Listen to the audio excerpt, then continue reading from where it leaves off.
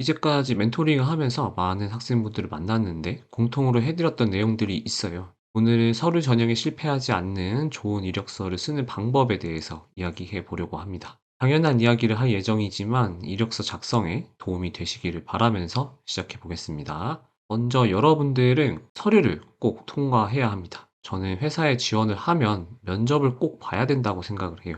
서류 전형에 실패하는 것은 시간을 버리는 거고 피드백을 받을 수 없어요. 즉 얻는 게 없습니다. 지원 그 자체로 좋은 경험이다라고 말하는 사람도 있는데 좋은 경험은 면접에서 얻는 겁니다. 면접을 탈락할 수 있어요. 하지만 면접 경험을 많이 갖게 된다면 결국 취업에 도움이 되리라 봅니다. 그리고 면접 이후에 바로 놀러 가시지 마시고 어떤 질문이 나왔고 분위기는 어떠했는지 그리고 면접 경험을 글로 정리해 주세요. 그러면 나의 문제를 알 수 있어요. 같은 질문을 어쩌면 다른 회사 면접에서 똑같이 받으실 수도 있고요. 그렇기 때문에 여러분들은 꼭 서류에 통과를 해야 합니다. 그렇다면 서류 전형에서 실패하지 않는 방법은 무엇일까요? 첫 번째로 회사의 지원 횟수를 줄여야 합니다. 이제 이력서 잘 쓰는 법 알려준다고 해놓고서 무슨 소리냐 할 수 있는데 저는 이것이 가장 중요하다고 생각합니다. 여러 군데 많이 지원한다고 무조건 좋은 건 아니에요. 여기저기 내지 말고 합격이 가능하겠다 판단되는 회사에 지원하는 것이 오히려 좋은 결과를 얻을 수 있습니다. 여러분들의 시간은 유한합니다. 아무리 이력서를 재탕한다고 하지만 이 재탕하는 시간도 많아지면 그 시간에 정작 중요한 것을 할 수가 없어요. 내가 갈 수 있는 혹은 목표로 하는 회사들을 리스트업 해보고 거기에 지원 공고와 본인이 잘하는 것을 매칭시켜 보세요. 이 유사성이 높을수록 당연히 취업 확률이 올라가겠죠. 지원 공고를 읽어봤는데 입사해서 이 업무를 하고 싶다가 아니라 나 이 업무 잘할 수 있겠다라는 생각이 드는 곳에 지원을 하셔야 합니다. 이 하고 싶은 것과 할 줄 아는 거는 다른 거예요. 만약에 지원 공고 내에서 할 줄 아는 게 없어요. 그러면 죄송하지만 그때는 이력서 쓰실 때가 아닙니다. 안 될 가능성이 높은 회사를 위해서 작성하는 이력서만큼 안타까운 게 없어요. 그래서 할 수 있겠다 판단되는 회사에 지원하시고 최선을 다해서 이력서를 작성하세요. 만약에 여러분들이 경력직 이직을 준비한다면 한 군데에서 세 군데 정도가 적당해 보이고요. 회사 업무 시간 이후에 준비를 해야 하니까 적은 시간에 집중도 있게 준비하셔야 됩니다. 그리고 오히려 경력 이력서는 재탕, 삼탕이 매우 쉬워요. 그래서 우선 정성스럽게 적은 이력서를 하나 혹은 세 개 정도 갖고 있다면 이것을 똑같은 걸로 여러 군데 지원하셔도 됩니다. 만약에 칼 졸업하는 신입 지원자라면 한 10군데에서 20군데 정도 지원하세요.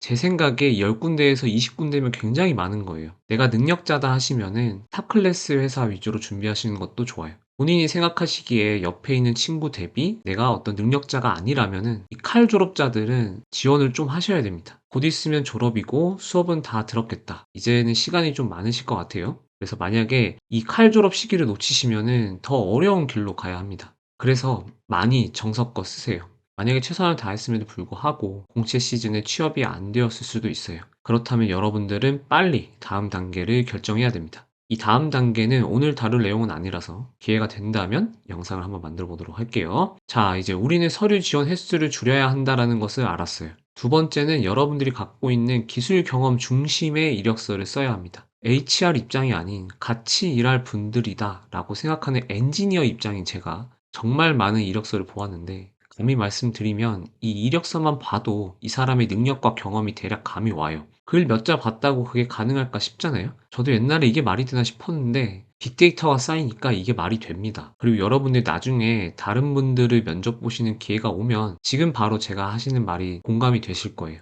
자, 다음은 삼성전자 2024년 하반기 시스템 LSI 신입 지원 이력서 질문이에요. 삼성전자와 같은 대기업들은 추상적인 자기소개서를 쓰게 합니다. 개인적으로 이 대기업 지원이 일에서 에너지가 너무 많이 들어가요. 그래서 여기서 여러분들이 가장 많은 실수를 하는 게 있어요. 질문의 답을 내가 갖고 있는 기술 경험과 벗어나게 쓰지 말아야 합니다. 예를 들어서 1번 질문의 답을 생각을 해보면 나는 사장이 되겠습니다. 아니면 입사하면 최선을 다하겠습니다. 소설과 감정 문구는 엔지니어 직군이라면 최대한 적지 마세요.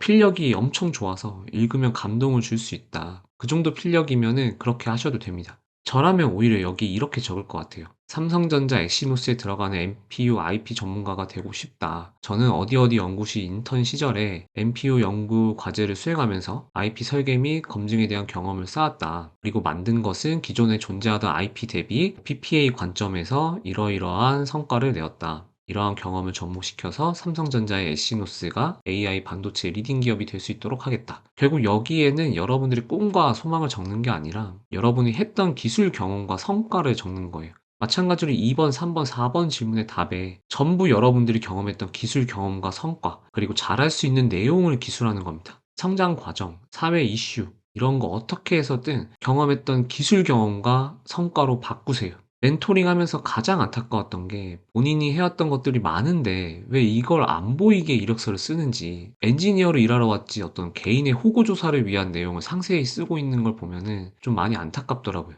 만약에 저는 기술 경험과 성과가 없는데 어떻게 하죠? 라고 저한테 질문을 하시면 이 질문 자체가 본인에게 문제가 있다는 걸 깨달아야 돼요. 이력서 쓰실 때가 아닙니다. 대기업 이력서가 이런 추상적인 질문들 때문에 에너지 소비가 정말 커요. 여러분들이 만약에 대기업 말고 스타트업과 같은 기술 중심 회사에 지원하신다. 그리고 자유양식이다 하시면 당장 대기업 이력서 포맷은 전부 버리셔야 합니다. 최대한 본인이 경험했던 그리고 잘할 수 있는 기술 경험이 잘 나타나도록 쓰셔야 합니다. 정말 간단한 기본 정보는 쓰고 사진도 넣지 마세요. 그저 내가 했던 프로젝트 경험과 성과, 그리고 내가 갖고 있는 스킬셋, 본인의 레벨이 어떤지 적으세요. 대략 2에서 3페이지 정도면 적당한 것 같습니다. 그리고 마지막에는 필수는 아니지만 자기소개서 같은 어떤 간단한 내용을 적으셔도 좋고요. 내용은 내가 어떤 경험을 했고 이 회사의 직무에 이러이러한 부분을 기여할 수 있다를 녹여서 적으세요.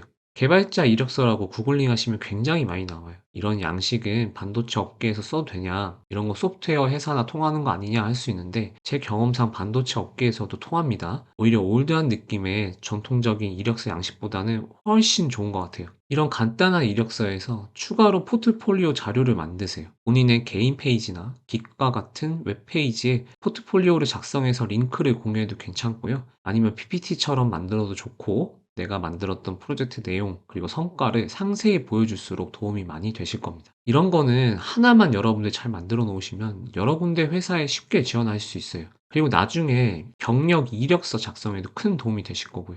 끝으로 말씀드리고 싶은 내용은 거짓말은 되도록 하지 마세요. 완벽하게 거짓말 없는 이력서를 쓰기는 어려울 거예요. 이런 거를 최대한 피하려면 숫자와 성과를 기입하면 됩니다. 추상적인 표현 및 형용사, 뭐 예를 들어 최선을 다하겠습니다. 열심히 하겠습니다. 이런 표현은 다 빼고 담백한 이력서를 만드세요. 그러면 여러분들은 높은 확률로 면접관을 만날 수 있을 겁니다. 이제 제가 왜 이력서만 봐도 이 사람의 능력이 가늠이 된다라고 말했는지 이해가 되실 거예요. 똑같은 일을 하더라도 어떻게 표현하고 정리하느냐에 따라서 보여지는 결과가 달라집니다. 이 표현하고 정리하는 거, 이것이 회사에 가시면 정말 중요한 능력이라는 것을 여러분들이 깨달으셨으면 좋겠어요. 호응이 있으면 다음 영상으로 또 한번 찾아뵙도록 할게요. 이 영상이 도움이 되셨다면 구독, 좋아요 부탁드립니다.